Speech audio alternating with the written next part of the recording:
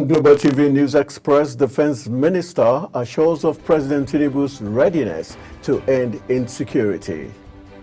In business, former President Obasanjo blames Africa's food insecurity on policy somersault. On the foreign scene, Mozambique protests turned violent over disputed election. And in sports, Confederation of African Football keeps parties in suspense over Nigeria-Libya case.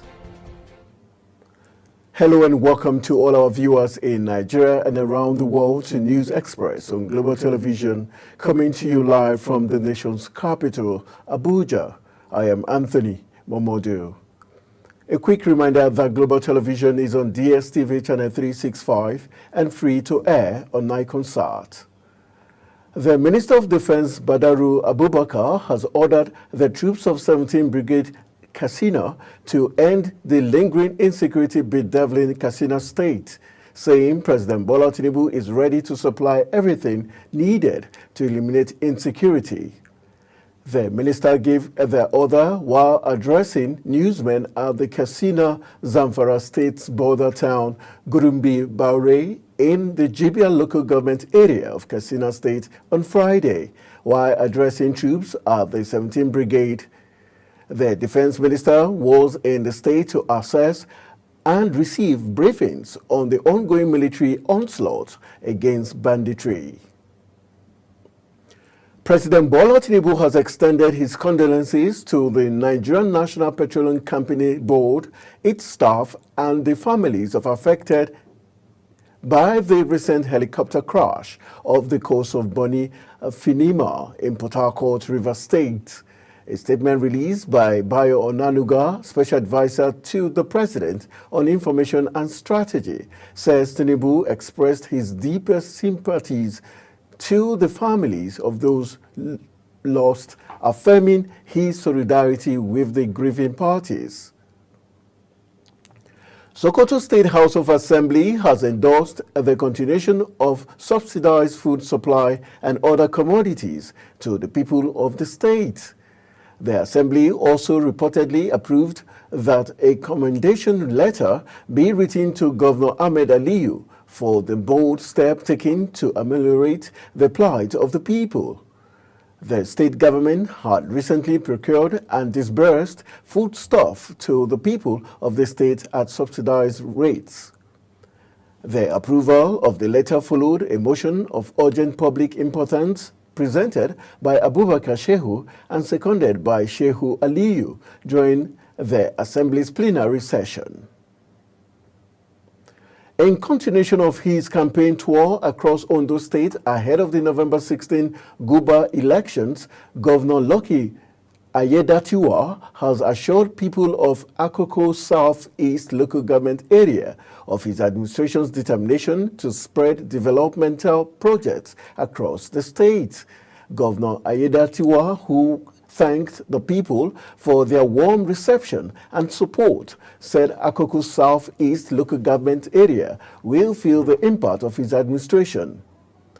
Kikelomo Okere has the details. At the palace of Oba Akinyele Akinsuloye Oyolola, the Olisua of Isua Akoko, Governor Lucky Ayetidawa says his administration has always prioritized inclusive governance and will continue to ensure that every part of the state feels represented. The governor assures the monarch that security remains a top priority on his administration agenda. Hence, he will ensure adequate equipping of security outfit with operational vehicles, especially the Amoteku Corps. He added that his administration is working closely with other security agencies to ensure the safety of the people and property in the state. Let's hope we are assured that Akoko South-East local government will deliver for APC come November 16, 2024 during the governorship elections.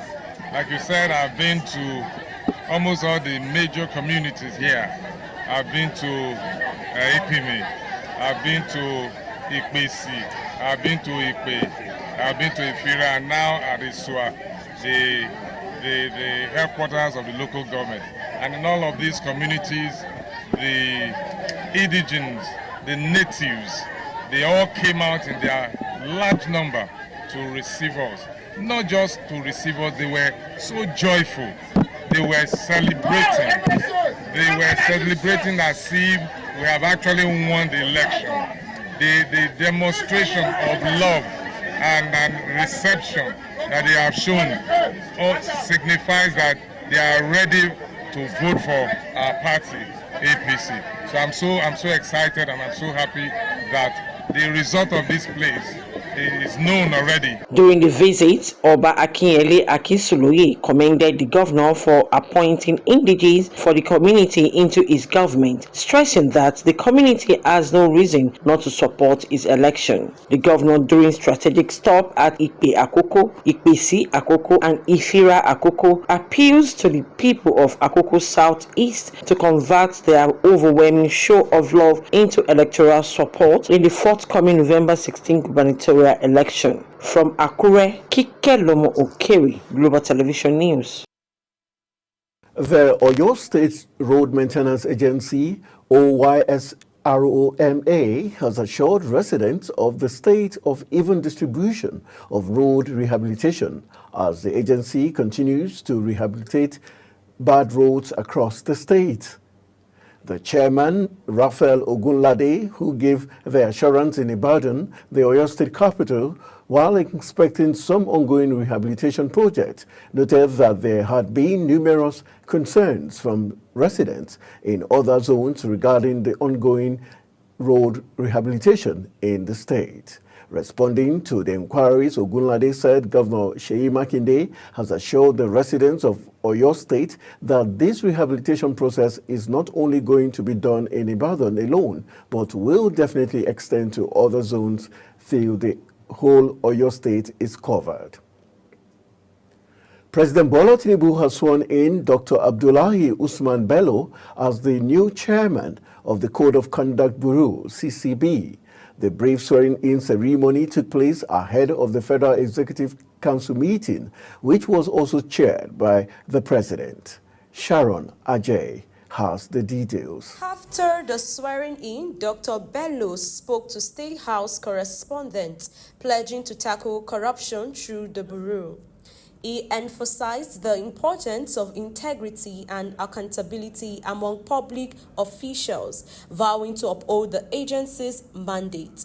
He acknowledged the global nature to corruption, but highlighted the significance of having strong systems in place to mitigate it. I always say that it's not about the individuals. Everybody can be corrupt in the world. It doesn't matter whether you are in the UK, whether in the US. Everybody has a tendency to be corrupt. One of the most important things is the systems that we have in place to check it. So if we have the systems in Nigeria, we are going to deal with this problem. So I assure you that we have the systems, we have the institutions.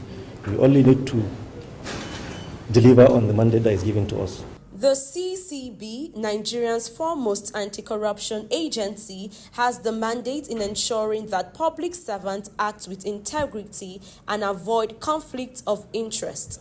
Sharon Ajay reporting for Global TV News.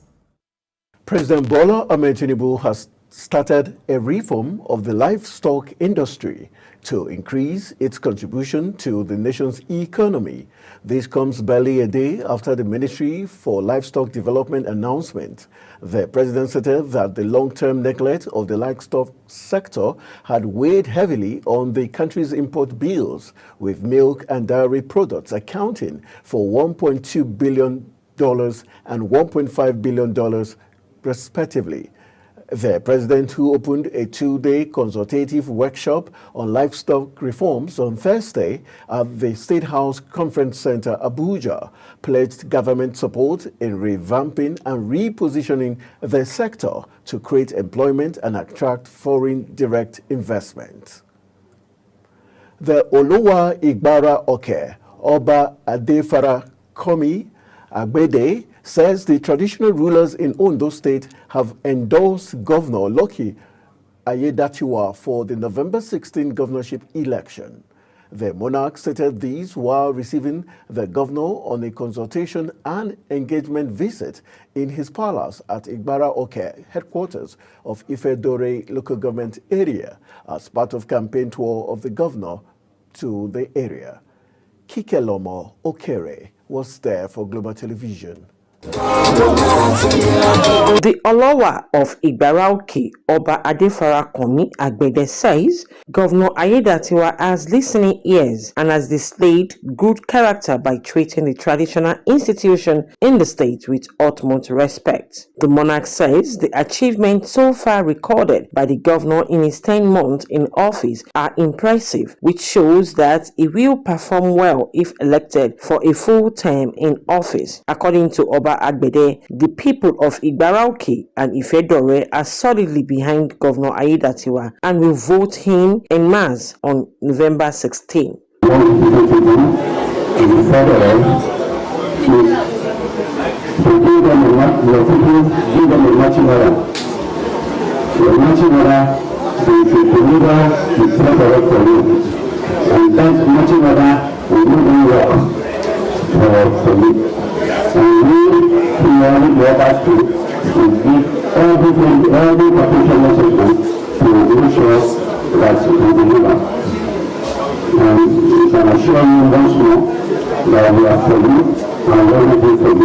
At the palace of Olujare of Ijare, the Shepherd of Ijare, High Chief Wemimo Olaniyan, speaking on behalf of the traditional rulers in the community, commended Governor Ayedatiwa for his achievement in short period of time. Olaniyan, however, appeals to the governor to prioritize the completion of Okeudu to Ijare Road and address other pressing community needs, pledging the full support of the Ijare community for his election. Of SCDA Ijare, from the village of Ijare, Owa Obararomi, Eleki of Eti, Olet of Irese, the Alaye of Aye, and the Kota, represented by one of our ICDA, they have keyed into the Ayedatiwa project, and we are promising that we are going to support you. Governor Ayedatiwa expressed appreciation for the warm reception and unwavering support from the traditional rulers and residents. He assures people of his administration's commitment to meeting their expectations. He emphasized that his administration development agenda is people-centered and promised that ongoing efforts across all sectors will continue to reflect the priorities of the people. When you talk about grassroots mobilization for positive change, the traditional institution is very key because they reside with the people, they have them as their subject, and they can easily communicate with them other than the other category of leaders.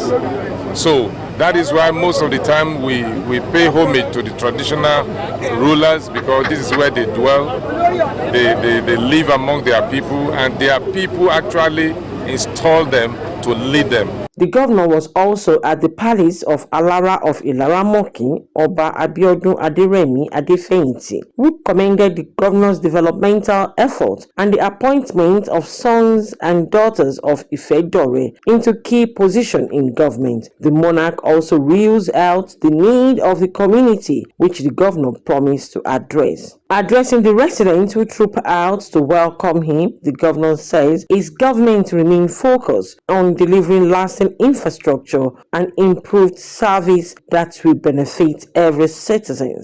Earlier, the governor performed the groundbreaking ceremony for the construction of Ijare Central Market, a project aimed at boosting local trade and enhancing the economic landscape of the community. From Akure, Kikelomo Okere, Global Television News. Defense Headquarters has confirmed the arrest of one of the founding fathers of the indigenous people of Biafra, Pius Igoe. Director of Defense Media Operations, Major General Edward Buba, who confirmed the arrest during the bi-weekly briefing of operational activities of the armed forces, explained that Pius Igoe is responsible for criminal activities in Osu area in Imo State. Sharon Ajay has the rest of the story. It is another opportunity for the military to update the media on their operational activities across the country. The Director, Defense Media Operations, Major General Edward Buba, says troops are not relenting in the fight against terrorism, which resulted in the arrest of some key actors. The troops of Operation Udoka, Forward Operational Base Osu, in a sting operation, apprehended a terrorist leader belonging to the indigenous people of Biafra and the Eastern Security Network terrorist group, known as Mr. Pius Igu. The director says the ongoing military operations have successfully curbed large-scale oil theft, recovering over 1.75 billion naira worth of stolen crude oil in the past week. During the week under review, troops neutralized 140 terrorists and arrested 135 of them, thereby destroying their fighting capabilities and weakening their military capabilities as well. The troops also rescued 76 kidnapped hostages, which is indicative of our commitment to guarantee the safety and security of citizens, which we will continue to do more of that. The Military High Command further calls on citizens to continue to support the military's efforts, emphasizing the importance of collaboration in combating terrorism and illegal activities. Sharon Ajay reporting for Global TV News. Member of the All Progressive Congress National Working Committee, Tolu Bankole, has praised President Bola Tinubu for appointing Dr. Nentawe Yewatda as the Minister of Humanitarian Affairs and Poverty Reduction. Bankole, who serves as the ruling party's national leader responsible for attending to persons with disabilities matters, expressed his gratitude in the statement issued in Abuja. His commendation comes just barely 24 hours after the presidency announced the appointment of the former APC governorship candidate in Plateau State.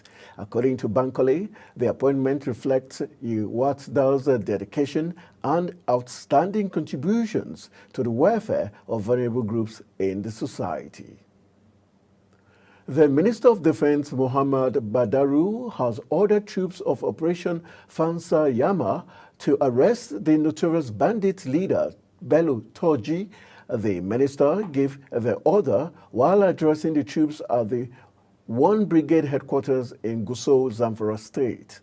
Sharon Ajay again has the details. The Minister of Defense, Muhammad Badaru, who is in Zamfara State for operational visit to the headquarters of Joint Task Force Northwest Operation Fanzayama, also visited Zamfara State Governor Dauda Lawal in an effort to tackle the menace of insecurity bedeviling the state. The minister applauded the commitment of Governor Dauda Lawal in restoring peace in Zamfara State, while reiterating President Bola Ahmed Tinubu's commitment to improve the welfare of troops and restoring peace across the country. While addressing the troops, the minister ordered troops of Operation Fanzayama to arrest the notorious bandit leader, Bello Turji. And I want to assure you that the federal government is committed to seeing the improvement of security and peace restored in Zamfara State and the country. And I assure you that President is doing all he can to support the armed forces and the states to make sure that security is restored. In his address, Governor Dauda Lawal reaffirms his government's total support to the military to win the war. As responsible government, we are doing our best, and we are cooperating with all the security agencies in terms of any kind of assistance ranging from logistics, in order to make them also comfortable to be able to perform their function effectively. We are committed to that. And I'm reassuring the Honorable Minister, as well as the Theatre Commander and GOC, that Zamfara State remain committed to provide any assistance that you require. The minister's visit is coming barely 48 hours after Governor Dauda Lawal and his Katsina state counterpart Diko Rada visited the minister and the NSA in Abuja. Sharon Ajay reporting for Global TV News. Watching News Express on Global Television, coming to you live from the nation's capital, Abuja. When News Express returns, pensioners threaten protests as federal government and 4 states owe 193 billion naira. Details of these as well as foreign and sports stories coming right after the break. Please stay with us.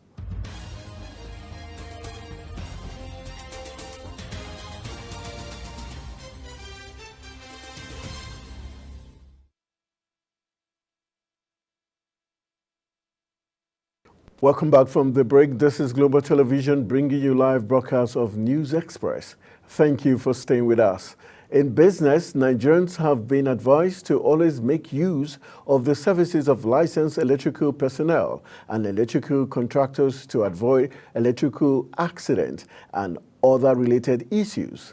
This advice was given by the Minister of Power, Adebayo Adelabu, in an address he delivered at the 2-day Electricity Supply Industry Safety Conference 2024, organized by the House of Representatives Committee on Safety Standards and Regulations in collaboration with the Association for Public Policy Analysis in Abuja.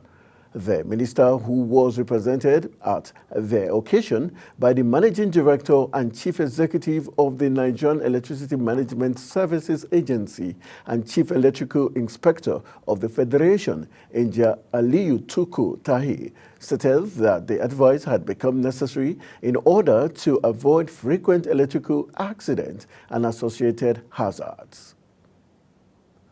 Report gathered say the backlog of pensions owed by the federal and state government have increased to over 193 billion naira, although several states such as Zamfara, Benue, Kaduna, Kano, Nasarawa, and others have been clearing the backlog. It was gathered that the federal government had yet to clear over 88 billion naira in contributory pensions, while many states were burdened by pension backlogs estimated at over 105 billion naira. The spokesman for the National Union of Pensioners, Bumi Ogunkolade, speaking to Newsbend, confirmed that the federal government had yet to clear 88 billion naira accrued rights under the contributory pension scheme from March 2023 to date.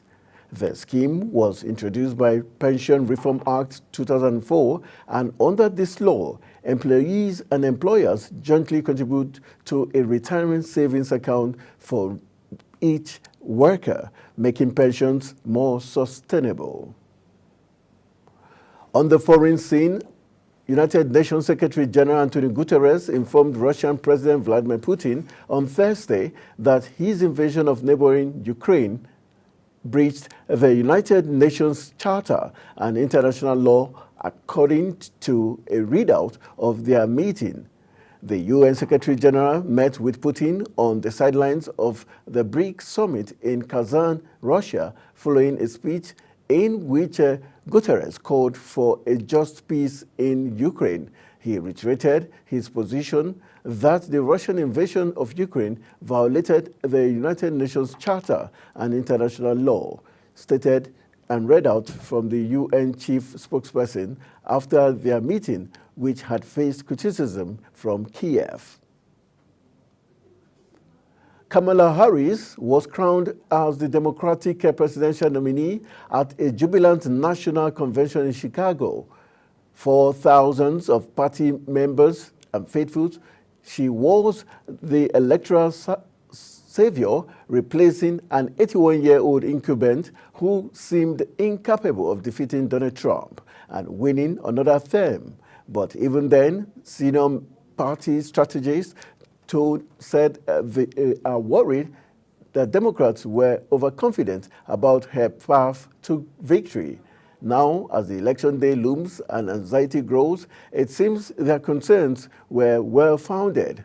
There is no doubt that Harris enjoyed a surge of momentum and an instant and significant boost in the polls compared to President Joe Biden, who was lagging far behind Trump.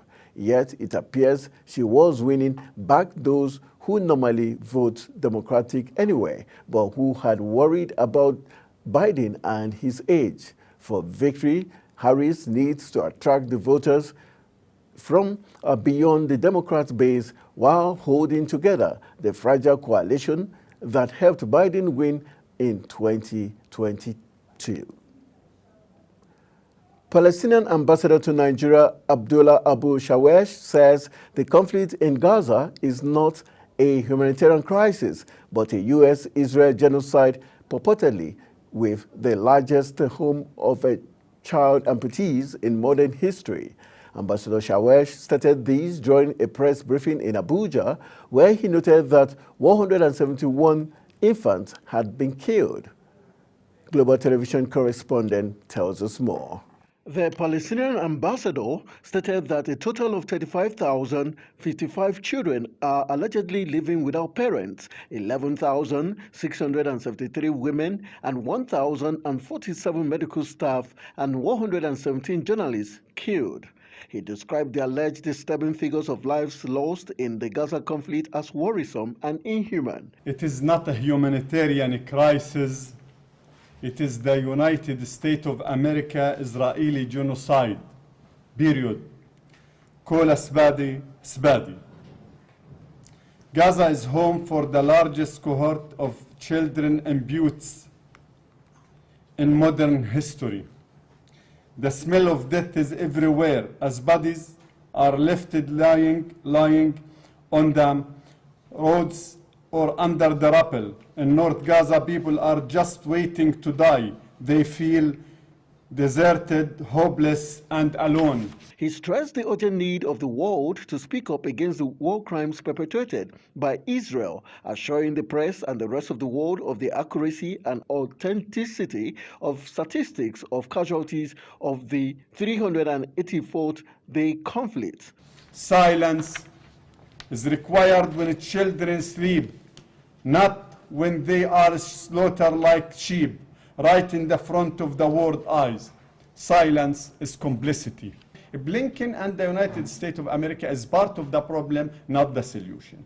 Reports of death toll from the Gaza conflict are disturbing and should prompt actions from world leaders and agencies to end the unjust carnage. Anthony Momodu reporting. And running into the exciting world of sports, Super Eagles defender Shehu Abdullahi has backed Shehu Diko to succeed as Director General, National Sports Commission. Abdullahi, who is currently serving as in a brief loan stint with Kano Pillars, made this observation following Wednesday's appointment of the former chairman of the league management company. The appointment, which was announced in a statement by Presidency after Wednesday's Federal Executive Council meeting, came as part of the 8 far-reaching actions aimed at revamping the administration capacity for optimal efficiency. Notable among the changes in the ministerial reshuffle was the transfer of the functions of the Ministry of Sports Development to the National Sports Commission and the move of the Senator John Owen Enoch from the Ministry of Sports Development to the Ministry of State for Trade and Investment. To end the news, here is the big stories. The Defense Minister has assured Nigerians of President Tinubu's readiness to end insecurity.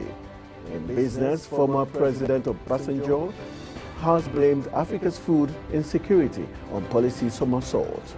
On the foreign scene, Mozambique protests have assumed a violent dimension over disputed election.